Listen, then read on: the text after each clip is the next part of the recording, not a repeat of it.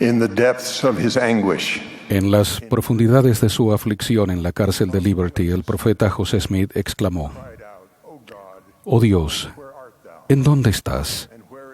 ¿Y dónde está el pabellón que cubre tu morada oculta?».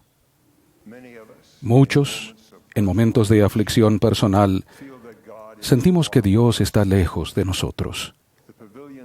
Sin embargo, el pabellón que parece interceptar la ayuda divina no cubre a Dios. A veces, nos cubre a nosotros.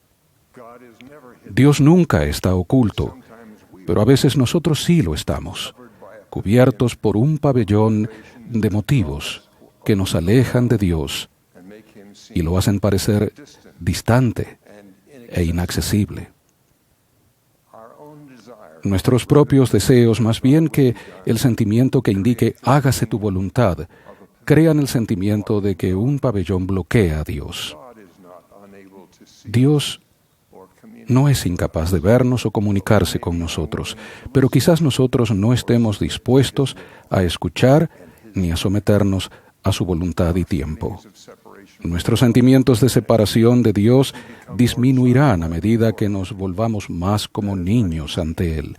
Eso no es fácil en un mundo donde las opiniones de otros seres humanos pueden tener ese tipo de efecto en nuestros motivos.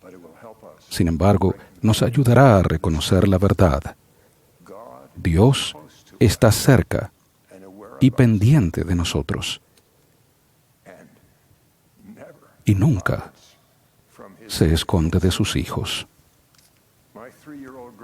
Mi nieta de 3 años ilustró el poder de la inocencia y la humildad para conectarnos con Dios. Ella fue con su familia al programa de puertas abiertas del templo de Brigham City, Utah. En uno de los cuartos del templo, ella miró a su alrededor y preguntó: «Mami, ¿dónde está Jesús?». Su madre le explicó que no vería a Jesús en el templo, pero que podría sentir su influencia en el corazón. Eliza se quedó pensando en la respuesta de su madre y pareció quedar satisfecha. «Jesús se ha ido a ayudar a alguien», concluyó. Ningún pabellón oculto, ningún pabellón llegó a ocultar el entendimiento de Eliza ni obstruyó su perspectiva de la realidad. Dios está cerca de ella y ella se siente cerca de Él. Ella sabía que el templo es la casa del Señor, pero también comprendía que el Jesucristo resucitado y glorificado tiene un cuerpo y que solamente puede estar en un lugar a la vez. Ella reconoció que si Él no se encontraba en su casa, debía estar en otro lugar. Por lo que entiende del Salvador, ella sabía que Él estaría en alguna parte haciendo algo bueno entre los hijos de su Padre. Era obvio que ella había tenido la esperanza de ver a Jesús no como un milagro que confirmara su existencia, sino simplemente porque lo amaba. El Espíritu pudo revelarle a su mente y corazón de niña el consuelo que todos nosotros necesitamos y deseamos. Jesucristo vive, nos conoce, vela por nosotros y cuida de nosotros. En momentos de dolor, soledad o confusión, no es necesario que veamos a Jesucristo para saber que Él está al tanto de nuestras circunstancias y que su misión es bendecir. Por lo que yo mismo he vivido, sé que podemos tener la misma experiencia que tuvo Eliza mucho después de dejar la niñez. En los primeros años de mi carrera, trabajé arduamente para asegurar un puesto de profesor titular en la Universidad de Stanford. Pensé que estaba proveyendo lo necesario para mí y mi familia. Vivíamos cerca de los padres de mi esposa en un entorno bastante cómodo. Según las normas del mundo, había logrado mucho éxito. No obstante, se me dio la oportunidad de dejar California para ir al colegio Rex en Rexburg, Idaho. Los objetivos profesionales de toda mi vida quizás hayan sido un pabellón que me apartaba de un amoroso padre que sabía mejor que yo lo que me depararía el futuro. Sin embargo, fui bendecido al saber que cualquier éxito que tenía en mi profesión y mi vida familiar hasta ese punto era un don de Dios. De modo que Como un niño, me arrodillé en oración para preguntar qué debía hacer. Oí una voz apacible en mi mente que dijo, es mi universidad. No se interponía un pabellón que me ocultara de Dios. Con fe y humildad sometí mi voluntad a la de Él y sentí su cuidado y cercanía. Los años que pasé en el Colegio Rex, durante los cuales traté de procurar la voluntad de Dios y hacerla, impidieron que el pabellón me cubriera o ensombreciera el papel activo de Dios en mi vida.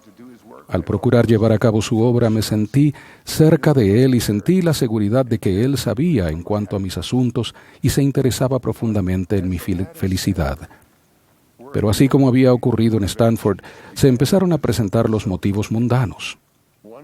Uno fue una atractiva oferta de trabajo que se me hizo cuando terminaba mi 5º año como rector del Colegio Rex.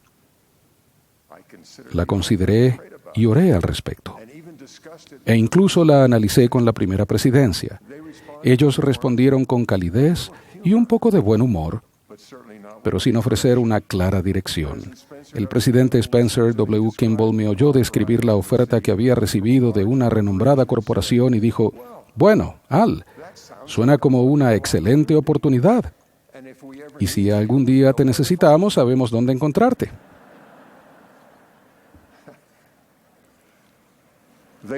Sabrían dónde encontrarme, pero mis deseos por lograr éxito profesional quizás habría creado un pabellón que haría difícil que yo encontrara a Dios y más difícil aún que escuchara y siguiera sus invitaciones. Mi esposa, al percibir esto, tuvo la fuerte impresión de que no debíamos dejar el Colegio Rex. Sin embargo, sabiamente insistió, aunque yo dije que estaba bien, en que yo buscara mi propia revelación. De modo que oré de nuevo. Esta vez recibí dirección en la forma de una voz en mi mente que dijo, te dejaré quedarte en el Colegio Rex un poco más. Mis ambiciones personales tal vez habrían empañado mi perspectiva de la realidad y hecho difícil que recibiera revelación. 13 días después de que fui bendecido con la decisión inspirada de rechazar la oferta de trabajo y quedarme en el Colegio Rex, la represa de Teton se desbordó. Dios sabía que la represa se desbordaría y que cientos de personas necesitarían ayuda. Él me permitió buscar consejo y obtener su permiso para quedarme en el Colegio Rex. Solo Él sabía todas las razones por las que mi servicio aún podría ser valioso en el colegio y en Rexburg.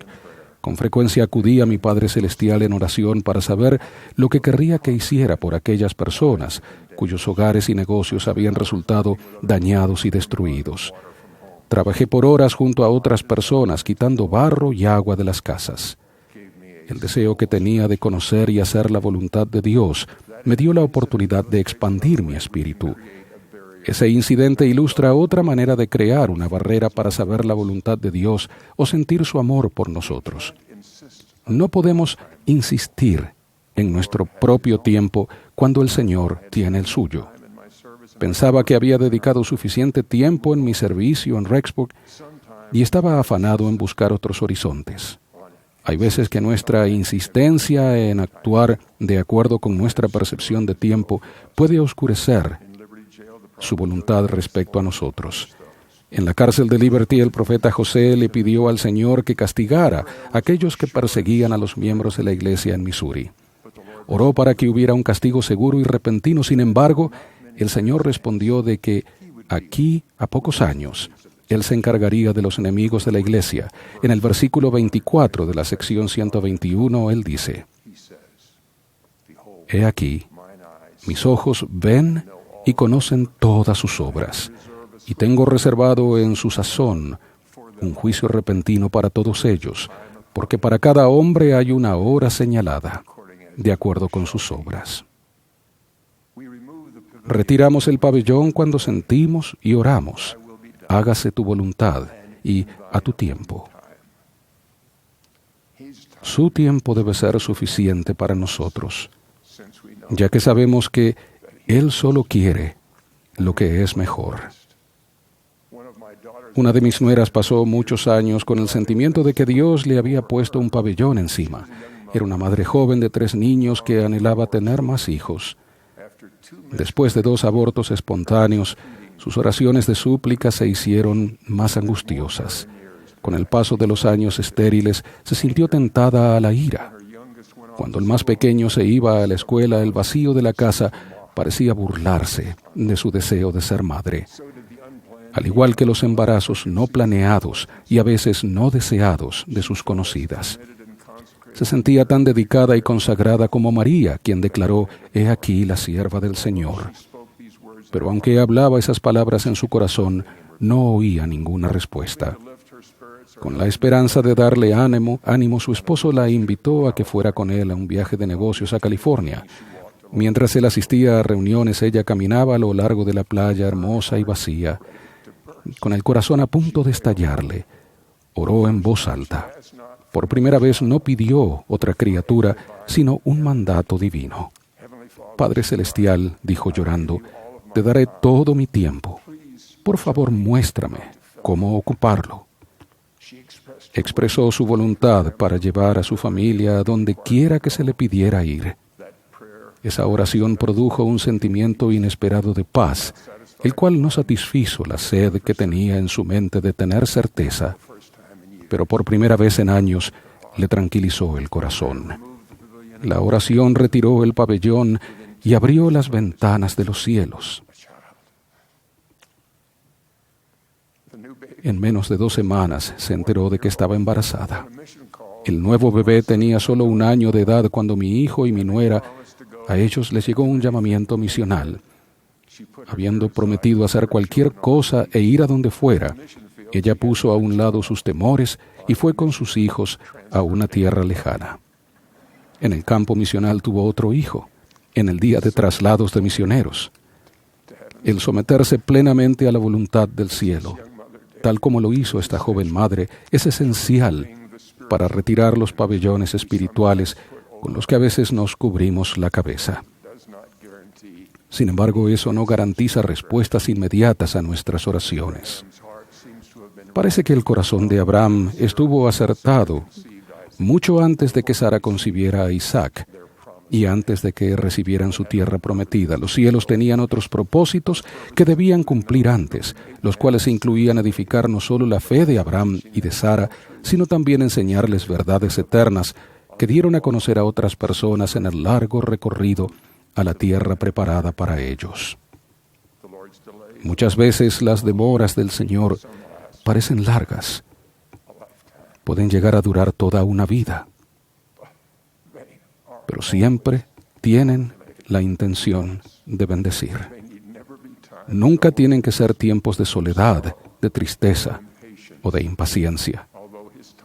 A pesar de que el tiempo del Señor no siempre es el nuestro, podemos estar seguros de que Él cumple sus promesas. Para cualquiera de ustedes que por ahora piense que es difícil alcanzar al Señor, testifico que llegará el día en que todos veremos a Él cara a cara. Así como no hay nada que le impida a Él vernos, no habrá nada que nos impida a nosotros verlo a Él. Todos compareceremos ante Él en persona.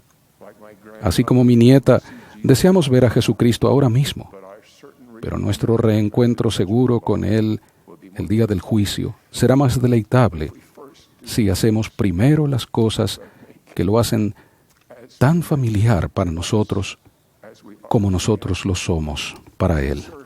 Cuando le servimos, llegamos a ser como Él y nos sentimos más cerca de Él, al acercarse el día en que nada obstaculizará nuestra visión. Este avance hacia Dios puede ser constante. El Salvador enseña: «Venid, benditos de mi Padre, heredad del reino preparado para vosotros desde la fundación del mundo». Y entonces nos dice cómo hacerlo. «Porque tuve hambre y me disteis de comer. Tuve sed y me disteis de beber.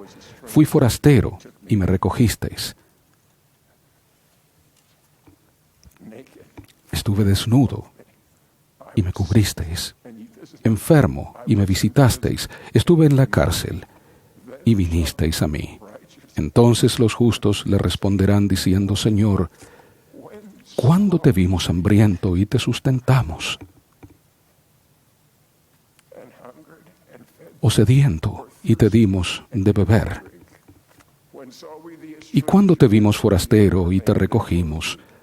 ¿O desnudo y te cubrimos? ¿O cuándo te vimos enfermo o en la cárcel y fuimos a verte? Y respondiendo el rey les dirá, de cierto os digo, que cuanto lo hicisteis a uno de estos, mis hermanos más pequeños, a mí lo hicisteis.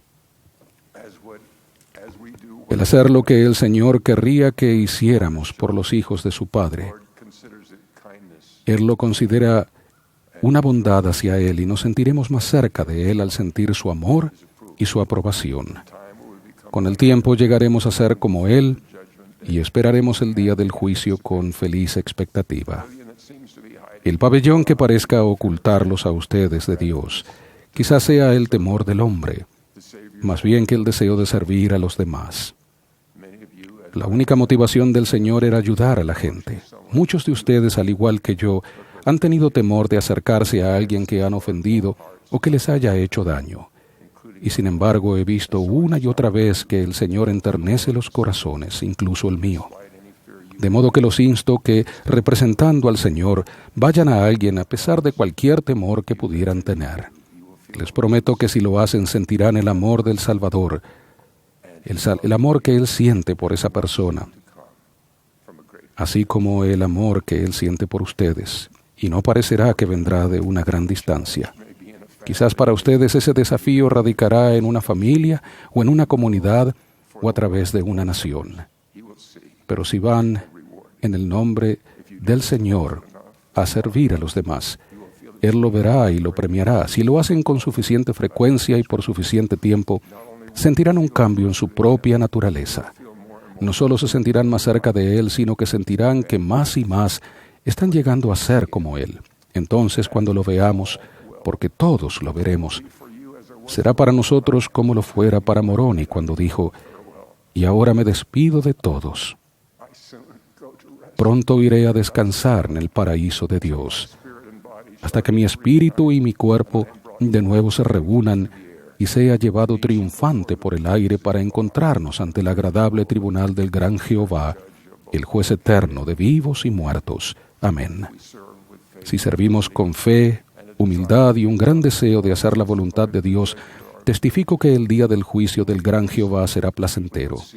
Veremos a nuestro amoroso Padre y a su Hijo, tal como ellos nos ven ahora, con perfecta claridad y con perfecto amor. En el sagrado nombre de Jesucristo. Amén.